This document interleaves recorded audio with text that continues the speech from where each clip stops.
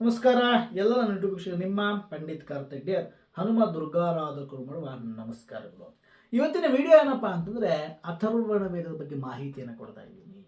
ಬಹಳ ದಿನ ಇರುವಂಥ ನಂಬಿಕೆ, ಮೂಢನಂಬಿಕೆ ಅಥವಾ ಅಪಪ್ರಚಾರ, ಅಪನಂಬಿಕೆಗಳನ್ನು ಇವತ್ತು ನನ್ನ ಕೈಲಾಷ್ಟು ದೂರ ಮಾಡುವ ಅನ್ನುವಂಥದ್ದು ನನ್ನ ಮಾತು. ಅಥರ್ವಣ ವೇದ ಅಂದರೆ ಏನು ನೋಡಿ, ಅಥರ್ವಣ ವೇದವನ್ನು ನಾವು ಬಹಳ ಪುರಾತನ ವೇದ ಮತ್ತು ಪ್ರಾಣವೇದ ಅಂತ ಸಹ ಇದನ್ನು ಕರಿತೀವಿ.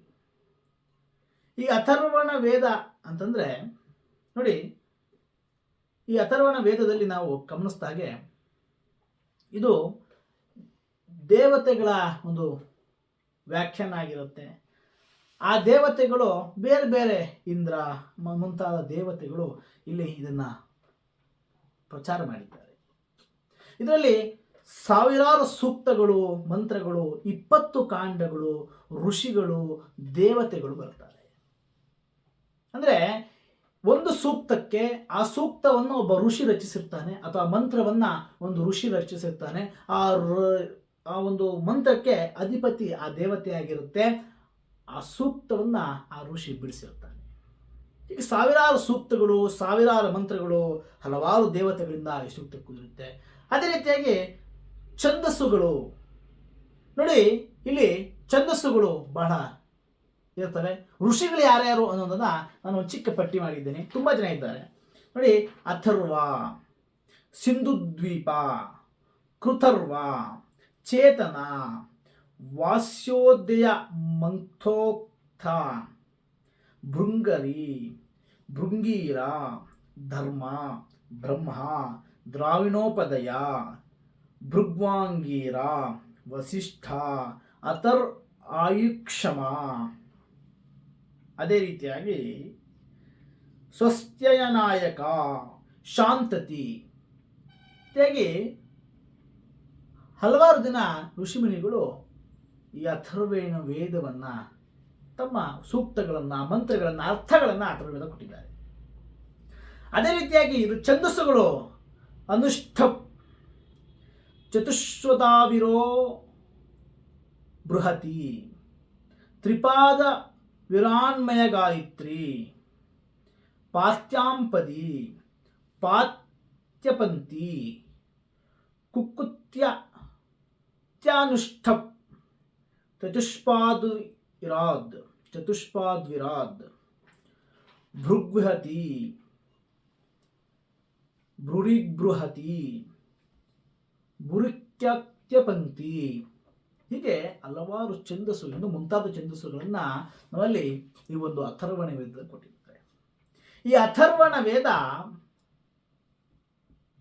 93 ಉಪನಿಷತ್ತುಗಳನ್ನು ಹೊಂದಿದೆ. ಅದರಲ್ಲಿ ಕೆಲವು ಮಾಂಡೂಕ್ಯ, ಮಂಡಕ, ಪ್ರಶ್ನ, ನೃಸಿಂಹಪಿನಿ, ಮುಕ್ತಕೋಪನಿಷತ್ ನೆನ್ಪಿಟ್ಕೊಳ್ಳಿ, ಮುಕ್ತಕೋಪನಿಷತ್. ಅದೇ ರೀತಿಯಾಗಿ ಈ ಒಂದು ಅಥರ್ವವೇದ ಅಧಿಪತಿ ಬಂದು ಬುಧ ಆಗಿರ್ತಾನೆ. ಆನಂತರದಲ್ಲಿ ಇದಕ್ಕೆ ಗೋಪದ ಅನ್ನುವ ಬ್ರಾಹ್ಮಣ ಗ್ರಂಥ ಬಂದಿದೆ. ಇದು ಬ್ರಾಹ್ಮಣರು ಬಹುತೇಕವಾಗಿ ಅಥರ್ವಣ ವೇದವನ್ನು ಬಹಳ ಬಹಿದಿಗಿಟ್ಟಿದ್ದಾರೆ. ಅವರು ಋಗ್ವೇದ, ಯಜುರ್ವೇದವನ್ನು ಬಹಳ ಆಚರಣೆ ಮಾಡ್ತಾರೆ ನಂಗೆ ತಿಳಿದ ಮಟ್ಟಿಗೆ.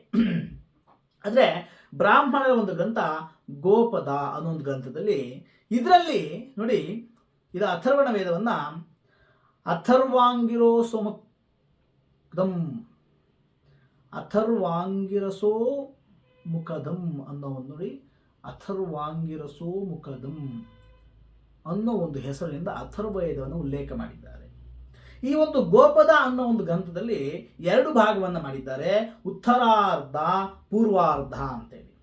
ಈ ಉತ್ತರಾರ್ಧದಲ್ಲಿ ಕರ್ಮಕಾಂಡಗಳನ್ನು ವಿಸ್ತರಣೆ ಮಾಡಿದರೆ, ಪೂರ್ವಾರ್ಧದಲ್ಲಿ ಅನೇಕ ವ್ಯಾಖ್ಯಾನಗಳಿಂದ ಅನಖ್ಯಗಳನ್ನು ಉಲ್ಲೇಖ ಮಾಡಿದ್ದಾರೆ. ಮೊದಲೇ ಹೇಳಿದಾಗೆ ಅಥರ್ವಣ ವೇದ ಎಂಬ ಪದ ಬಂದಿರುವಂಥದ್ದು ಅಂಗಾರಕ ಅಥವಾ ಅಂಧಕಾರವನ್ನು ದೂರ ಮಾಡುವ ಧರ್ಮಗ್ರಂಥ, ಜಗತ್ತಿನಲ್ಲೇ ಅಂಧಕಾರವನ್ನು ದೂರ ಮಾಡುವಂಥ ಧರ್ಮಗ್ರಂಥ ಆಗಿರುತ್ತೆ ಅನ್ನೋದಕ್ಕೆ ಇವರು ಇದನ್ನು ಕರೀತಾರೆ. ಮೊದಲೇ ಹೇಳಿದಾಗೆ ಅಂಗಿರೀಸ ವೇದ ಅಂತಲೂ ಸಹ ಇದನ್ನು ಕರೀತಾರೆ. ಇದು ಅಂಗಿರೀಶ ಋಷಿ ಪ್ರಚಾರ ಮಾಡಿದ ವೇದ, ಆದ್ದರಿಂದಾಗಿ ಅಂಗಿರೀಸ ವೇದ ಎಂದು ಕರೀತಾರೆ. ಇದರಲ್ಲಿ ಯುದ್ಧ, ಯುದ್ಧ ವೇದ, ಶಾಂತಿ ವೇದ, ವಿಜ್ಞಾನ ಕೋಶ ಅಂತ ಸಹ ಇದನ್ನು ಕರೀತಾರೆ.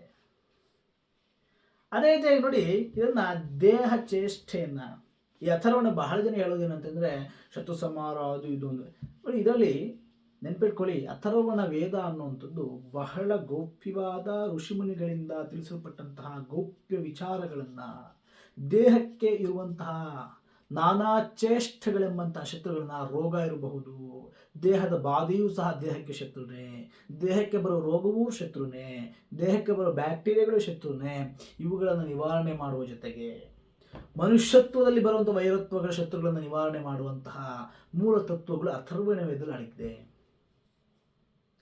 ಇದು ಅಥರ್ವಣ ವೇದ ಅಂದರೆ ಏನೋ ಒಂದು ಭಯ ನೋಡುವಂತಹ ವೇದ ಅಂತ ಅಲ್ಲ. ಅಥರ್ವಣ ವೇದ ಶ್ರೇಷ್ಠವಾದ ವೇದ ಇರುತ್ತೆ. ಹೇಗೆ ಋಗ್ವೇದ ಯಜುರ್ವೇದಗಳನ್ನ ಒಬ್ಬ ಮನುಷ್ಯನ ಏಳಿಗೆಗೋಸ್ಕರವಾಗಿ, ಒಬ್ಬ ಮನುಷ್ಯನ ಕರ್ಮಕಾಂಡ ನಿವಾರಣೆ ಮಾಡಿ ಅವನಿಗೆ ಅಭಿವೃದ್ಧಿಯನ್ನು ಕೊಡ್ಲಿಕ್ಕೆ ಬಯಸ್ತಾರೋ, ಅದೇ ಥರ ಅಥರ್ವೇದವನ್ನ ದೇಹಕ್ಕೆ ತಗೊಳ್ಳುವಂತಹ ಚೇಷ್ಟೆಗಳು, ನಾನಾ ಚೇಷ್ಟೆಗಳೆಂಬಂತಹ ಶತ್ರುಗಳನ್ನ ಸಂಹಾರ ಮಾಡಲಿಕ್ಕೆ ಇದರಲ್ಲಿ ಆಯುರ್ವೇದವೂ ಸಹ ಇದೆ, ಔಷಧಿಗಳು ಇದೆ, ಗಿಡಮೂಲಿಕೆಗಳಿದ್ದಾವೆ. ಆಳವಾಗಿ ಅಧ್ಯಯನ ಮಾಡಿದ್ರೆ ಅಥರ್ವಣ ಫಲ ಗೊತ್ತಾಗುತ್ತೆ. ಈ ಅಥರ್ವಣ ವೇದ ಅನ್ನುವಂಥದ್ದು ಸುಮ್ಮನೆ ಅಲ್ಲ. ಇದರಲ್ಲಿ ಶತ್ರು ಸಂಹಾರದ ಜೊತೆಗೆ, ಶತ್ರು ವಿನಾಶದ ಜೊತೆಗೆ, ದೇಹದಲ್ಲಿರುವಂತಹ ಮನಸ್ಸು ಎಂಬ ಶತ್ರುಗೆ ಮಾಡಬೇಕಾದಂತಹ ಲಾಲನೆ, ಪಾಲನೆ, ಪೋಷಣೆಯು ಸಹ ಈ ಅಥರ್ವಣ ವೇದದಲ್ಲಿದೆ. ಯಾವುದೋ ವಾಮಾಚಾರ ಪ್ರಯೋಗಗಳು ಅಥರ್ವಣದಲ್ಲಿ ಕಾಣಲ್ಲ. ಈ ಕೆಮಿಸ್ಟ್ರಿ ಅನ್ನುವಂಥದ್ದು ಕೆಮಿಕಲ್ಸ್ಗಳನ್ನು ನೋಡಿ ಅದರ ರಿಯಾಕ್ಷನ್ಸ್ಗಳನ್ನು ಬರೆದಿಟ್ಟಿರುವಂತಹ ಸೊಲ್ಯೂಷನ್ಸ್ಗಳು ಕೆಮಿಸ್ಟ್ರಿ ಆಗಿರುತ್ತೆ. ಆಯ್ತಾ? ಅದೇ ಥರ ಅಥರ್ವಣ ವೇದ ಇದಕ್ಕೆ ಕೆಮಿಸ್ಟ್ರಿ. ತನ್ನಗೆ ಬೇಕಾದಂತಹ ಕೆಲವು ವಸ್ತುಗಳನ್ನು, ಕೆಲವು ಮೂಲಿಕೆಗಳನ್ನು ಅದರ ಉಲ್ಲೇಖ ಮಾಡಿದ್ದಾರೆ ಪೂರ್ವದಲ್ಲಿರುವಂತಹ ನಮ್ಮ ಪಂಡಿತೋತ್ತಮರು. ಅದನ್ನು ನೋಡಿ ಅದರ ರಿಯಾಕ್ಷನ್ಸ್ಗಳನ್ನು, ಯಾವುದನ್ನು ಬೆರೆಸಿದ್ರೆ ಏನಾಗುತ್ತೆ, ಯಾವುದನ್ನು ಹಾಕಿದ್ರೆ ಏನಾಗುತ್ತೆ, ಯಾವುದನ್ನು ಇಟ್ಟರೆ ಏನಾಗುತ್ತೆ ಅನ್ನೋ ಅದಕ್ಕೆ ರಿಯಾಕ್ಷನ್ಸೇ ನಾವು ಕಲಿತಿರುವಂತಹ ಮಂತ್ರವಿದ್ಯೆ ಅಥವಾ ತಂತ್ರವಿದ್ಯೆ. ಅಥರ್ವಣ ವೇದದಲ್ಲಿ ಯಾವುದೇ ತಂತ್ರ ಮಂತ್ರವನ್ನು ಕೊಟ್ಟಿಲ್ಲ.